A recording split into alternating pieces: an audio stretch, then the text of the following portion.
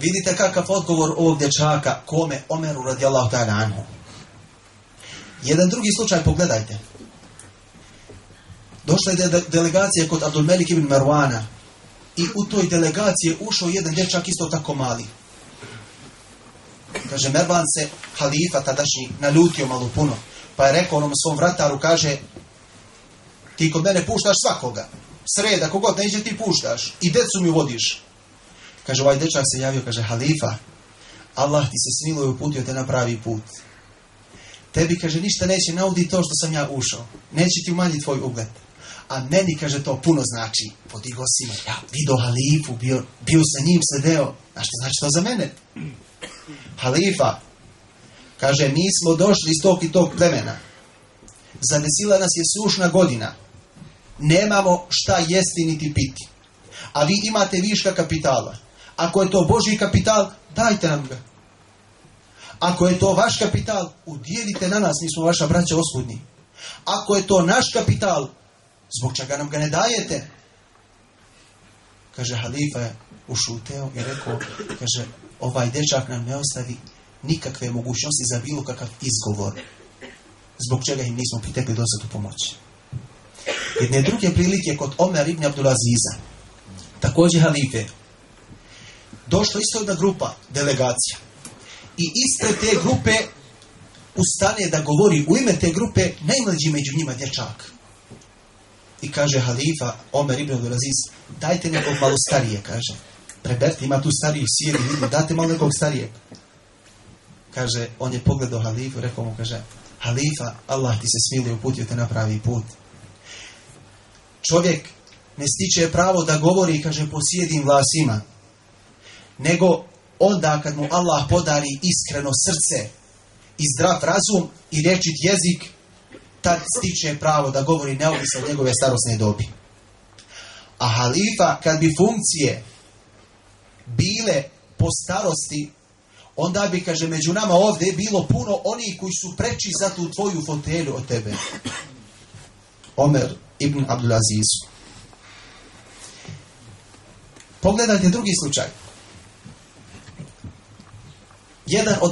Jedan dječak, otac mu je poginuo, ashab, u bici na Uhudu. Nakon nekoliko vakta kasnije, njegova majka se udala za jednog imućnog čovjeka iz plemena Eus. Taj čovjek, očuh, kako se to kod nas kaže, toliko je zavolio ovog dječaka, ovo dijete, kao rođenog sina. Sve mu je dao što je htio i što je mogao da mu dovolje blagote. Bio izuzetno imućan. Dolazi jedna od bitaka, pripremili su muslimani, Rasulullah naredio ko što ima da udjeli, da pomogne, da se učestvuje u toj bici. Ovaj leži, prekrstio noge, ne pomera. Kaže mu on, babo, kaže, da vidiš što je uradio Osman, što je uradio Abdurrahman ibn Auf, koliko su udjelili. On mu sve priča da ga potakne, da i on se aktivira, da se priprema za to što se traži od njega. On sjedi. Nakon nekoliko puta, kad je on malo već prekoračio, kad ga malo nagazio više, kaže mu ovaj babo, kad bi bilo istina ono što nam govori Muhammed, mi bismo svi bili gluplji nego magarci. To je rečenica koju izrekao. I to je dečak, možda je imao nekih 14-15 godina. Kaže, babo, tako mi Allaha si mi, kaže, do sad bio najdraži čovjek na ovoj planeti poslije Resulullaha sallallahu alejhi ve sellem. Najviše sam te volio poslije Resulullaha sallallahu alejhi ve sellem. A sad si, kaže, babo, izrekao riječi kufra koje su te izvele iz islama, iz imana. Ako pričam i kažem svima šta si uradio, obrukaću te. A ako prišutim, proneverit ću Resulullaha sallallahu alejhi ve sellem i Allaha i islami muslimani. Kaže, babo, ja moram da odem do Resulullaha i da mu kažem šta si rekao. A ti smisli odgovor kakav ćeš da dadeš.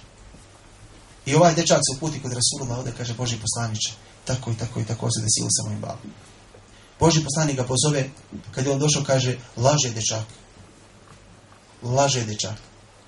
Kaže ovaj dečak, u tom momentu nema svjedoka.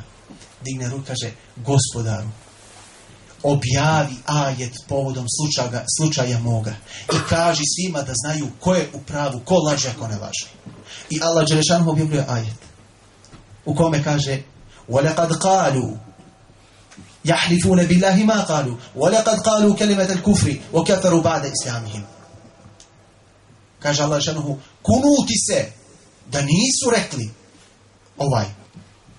ne, kaže, rekli su, izgovorili su riječi kufra nakon islama i nakon imana. Kada je vidio ovaj njegov otac da se ajet objavio povodom slučaja njegovog, on je priznao svoju grešku i rekao je, kaže, jesam, priznao sam. Resulullah je prihvatio njegovu teobu, on se pokajao. Nakon toga je Resulullah, kaže, pomilo ovog dečaka, rekao mu, kaže, Allah je spustio potvrdu tvoje istinitosti preko 7 kata nebesa. A onda je ovaj njegov otac toliko ga je zavolio, mnogo više nego što ga je volio prije toga. Jer je, kaže, ti si bio uzrok, kaže, moje teobe da se vratim iz kufra, iz odmetništva koje sam bio učinio. Pogledajte Usame ibn Zeid. 17 godina. Predvodi vojsku, Resulullah ga postavlja na čelo vojske u kojoj prisustvuje Ebu Bekr, Omer, Osman, Alija i svi ostali najstari ashabi. A on koliko ima? 17 godina. Kažu, Boži poslaniče, znači ćeš dječaka postaviti? Kaže, vallahi, on to zaslužuje kao što i njegov otac zasluživo tu funkciju. I on predvodi tu vojsku nakon smrti Resulullaha sallallahu alaihi ve sellem. Ebu Bekr ga ostavlja na istoj tom funkciji i Omer biva sa njim u vojsci, ostali ashabi koji su oni veliki stari ashabi bivaju podčinjeni njemu. 17 godina. Pogledajte Muhammed al-Fatih. U 17. godini života čuje za hadis Resulullaha sallallahu alaihi ve sellem. Divan je vojskovođa onaj koji osvoji Carigrad, Istanbul, i divna je vojska ona koja osvoji Istanbul, koja učestvuje u osvajanju Istanbula. I zbog tog hadisa, vjerodostojan hadis, čak su se ashabi trudili da osvoje Istanbul. Ashabi, ali Allah nije dao. Kad je čuo za taj hadis, kaže, on je seo, istog momenta kad je čuo od svojeg šeha, učitelja taj hadis, seo i počeo se priprema. Nakon 3 godine ili 4 godine, u 20. i 21. godini svoga života, Allah dželešanuhu ga počasti i on bude taj kojeg je nagovestio Resulullah sallallahu alejhi ve selleme da je on divan vojskovođa i da je njegova vojska divna vojska.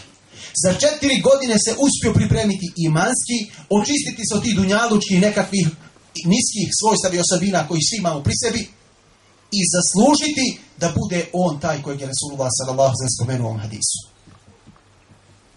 Vidite, subhanallah, braćo. Zbog čega spominjamo primjere?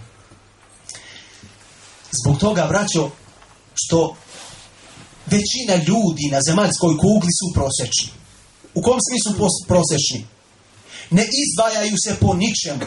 Ko bi gledao ovako milijarde ljudi da staviš u safove, masa jedna, preko 95-6%, oni se ne izdvajaju. Oni su prosječni. Na nivou većine mase. Kako narod, tako i oni. Kud narod, tud i oni. Ali oni koji su malo nadprosječni, oni su ti koji usmeravaju ovoliku masu preko 95% stanovništva ove planete. Ono što hoću da kažem jeste, ti i ja, hoćemo li da budemo prosječni, da se ne primjećujemo, da nas niko ne vidi i da ništa ne utičemo na nikoga, već mi da trpimo uticaj drugih na nas, ili možemo mi da budemo ti koji će da budu nadprosječni. Ne moramo da budemo ekstra, ali možemo da budemo nadprosječni u određenim segmentima svog života, svog ponašanja. To je ono o čemu treba da razmišljamo. Jer pogledajte, braću, možete biti prosječni i biti poput ostalih, bez ikakvog uticaja, samo trpet uticaj. Možete biti aktivni i nadprosječni, ali u dunjalučkim stvarima, na jedan pogrešan način.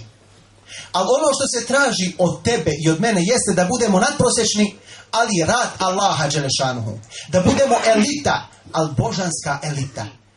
Ne da budemo elita dunjalučkih interesa i elita po svjetskim dunjalučkim standardima, po uticajima moći, centrima moći, nego da budemo elita po božanskim standardima. Da kod Allaha budemo posebni. Da kod Allaha budemo elita kod onoga koji nas je stvorio. To je ono što se od nas traži. Sad pogledajte. Neko će reći, jesam, Boga mi drago, ovo da budemo elita dunjalučka. Između ovo